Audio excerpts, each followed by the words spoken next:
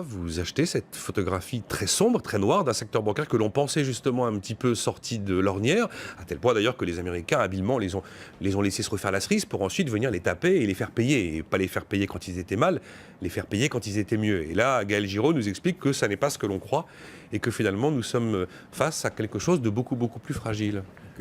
Que les banques aillent mal, c'est tout à fait évident, en particulier les banques européennes. On le sait. Mais aille mal jusqu'à se trouver à des niveaux de fragilité qui sont systémiques ? Oui, bien sûr. Vous en avez à peu près 70% qui sont en état de quasi-faillite. C'est-à-dire qui sont, si vous regardiez les vieux ratios qu'une banque ne doit pas prêter plus de 12 fois ses fonds propres, puisque ça lui permettait de résister à 2 récessions de suite, aujourd'hui, vous avez toute une série de banques qui ont des fonds propres qui sont à 30. Ils sont à des ratios de leverage qui sont à 30 ou 40 fois. Donc oui, on est dans une situation bancaire absolument abominable. La seule chose que... Comment vous pouvez savoir tout ça alors que visiblement même les autorités prudentielles manquent d'éléments palpables pour pouvoir en attester la réalité ? Vous regardez simplement leur cours de bourse. Vous pensez que c'est suffisant ? Elles ont perdu à peu près les 3/4 depuis 7 à 8 ans. Donc quand quelque chose perd de 3/4, c'est que les gens qui savent à l'intérieur en n'achètent pas beaucoup. Et pourtant, elles étaient grosses dans les indices. Avec toute la gestion indicielle, elles auraient dû monter. Or, les cours des financières se sont écroulés en Europe. Si les cours des financières s'écroulent, c'est qu'en général, l'affaire ne va pas bien. Non, enfin, ça me paraît à peu près raisonnable. Ce qui signifie que cette question que l'on posait un peu sous forme de provocation ce matin avec Stéphane Soumia a une forme de fondement. Est-ce que nous sommes devant une nouvelle crise telle que celle que nous avons pu connaître, née aux États-Unis en 2008, mais qui cette fois-ci pourrait naître de bien des endroits différents, y compris du secteur bancaire européen ? Mais écoutez...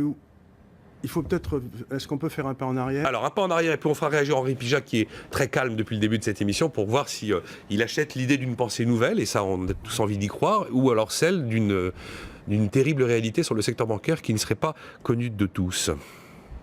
Il faut revenir un petit peu en arrière. Moi, j'ai fait toute ma carrière dans un monde où l'argent était au centre du système, la création d'argent par le crédit, ça se diffusait dans l'économie réelle. Et puis quand vous passiez dans l'économie réelle, au bord de l'économie réelle, vous aviez le prix des actifs. S'il restait suffisamment d'argent, une fois que l'argent avait été utilisé dans l'économie réelle, le prix des actifs montait. S'il n'y en avait pas, le prix des actifs baissait.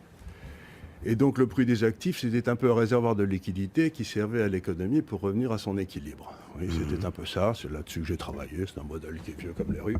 Il n'y a rien de bien nouveau là-dessus.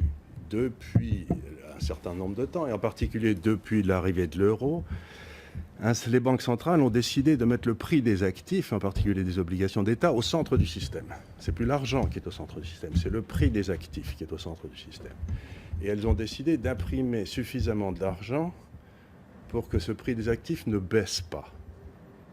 Oui, c'est ce à quoi nous assistons, avec jusqu'à présent des résultats assez probants, sûrement très fragiles, mais probants. Pour le prix des actifs. Oui. Il n'y a aucune preuve que l'argent créé pour le prix des actifs va se diffuser dans l'économie réelle. Pour l'instant, aucune, et ce n'est d'ailleurs pas ce qui se produit. Et donc, c'est bien pour ça que vous avez aujourd'hui un malaise dans les marchés financiers.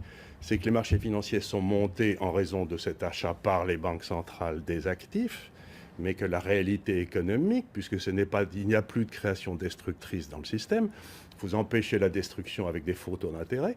Et donc, quand vous n'avez plus de création destructrice, ce qui se passe, c'est tout simplement que vous avez une dichotomie énorme qui se passe entre la valorisation des affaires et la croissance économique. Donc, on est en train de créer un système, si j'ose dire, d'Union soviétique, où il n'y a pas de prix de l'argent, il n'y a pas de prix de taux d'intérêt, il n'y a pas de prix pour le taux de change, il n'y a pas de prix pour le rendement marginal du capital investi.